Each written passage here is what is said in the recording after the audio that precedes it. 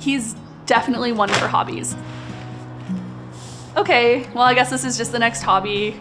We'll give it a couple months and then he'll move on to the next thing, right? You know, it was like when he was making bread. He like loved the end result, but I could tell that he didn't really love the process of it. But with this, I just felt like it seemed like he was kind of in the groove. It was about 3 months before the pandemic started, and I got my beginner's kit. I started and I made one thing and it was passable. And then I made another thing and I just kept growing, and every time I made something, I learned something new. I just really fell in love with it.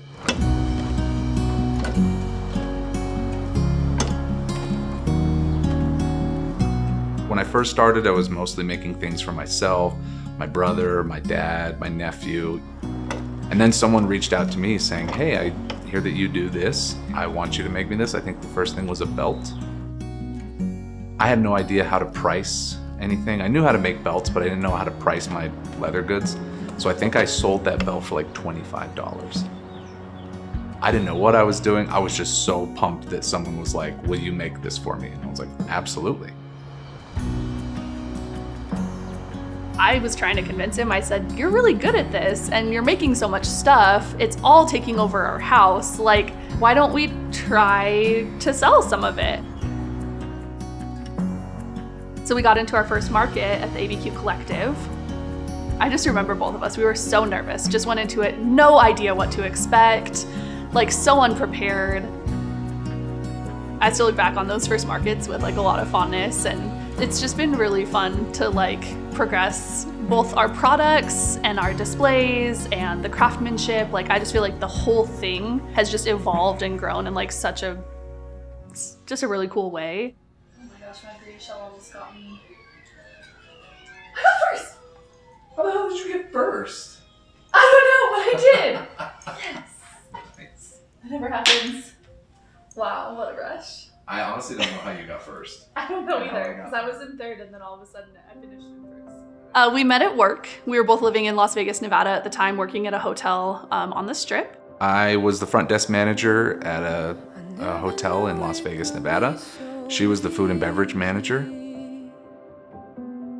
Where his office was somewhere that I passed by 100 times a shift, approximately. So she would come and hang and chit-chat. This is just, he's so perfect. Like, we're both into the same kind of music. We love the same movies. He's very close with his family, like really funny, really caring. He's very kind. She finally gathered up the courage to ask me out on a date, and I was already doing something that day, so we couldn't go on this date, which was out of town. So I was like, well, you know, that's fair, because that was weird. That was pretty weird of me to ask that. But I promised her that we would go to another date, and we went to a baseball game in Las Vegas, and then talked for hours, and the rest is history.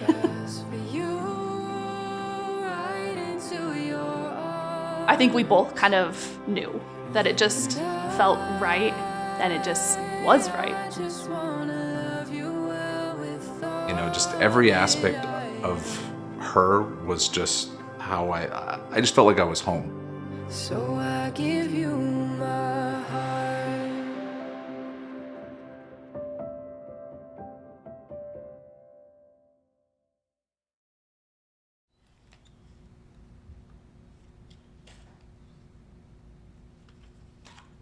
For a long time, I didn't let anybody help me. I did all of this by myself. I had, a control issue with the quality, and Erika was always wanting to help, and I just never let her. I just had this grasp of everything. I didn't want anybody else involved. And then eventually, I kind of let my guard down and let her start doing smaller tasks. And then, I realized that none of these skills are outside of her scope. And so now she started to take on more and more responsibilities, and allowing myself to let go has been really freeing. And it's made us more productive, because now Erika can do basically every task that I do. I just make her do the ones I don't want to do.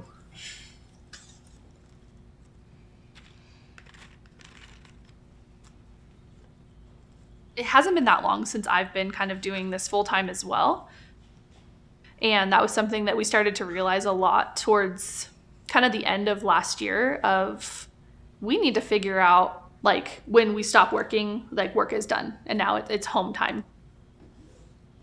It's been kind of a challenge too of like, how do we keep the romance, alive? And how do we kind of separate those two things?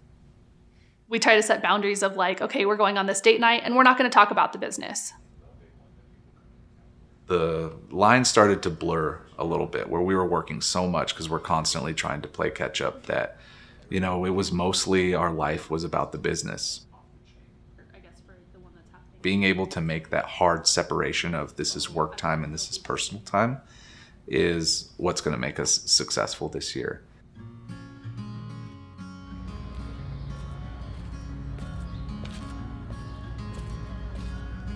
I kind of feel really passionate about the life that it allows us to lead.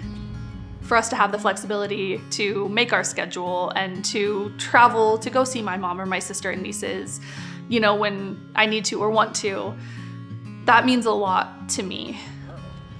Making the wallets and selling the wallets is how I'm able to do that. I'd like to say that financial independence is what we were going for, but really, I love it. I love what we do. I love what we get to do. I love the time that we spend with each other. If you would ask me to do it all over again, I definitely would.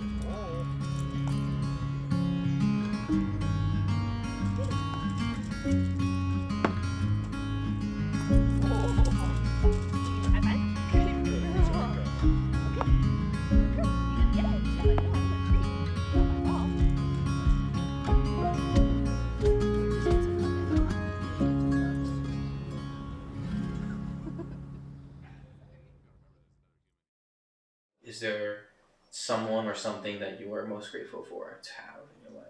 I mean, that's an easy question, and I think everyone knows the answer. I'm very grateful for Erika. I'm very grateful for Patrick. I'm really grateful to have him in my life.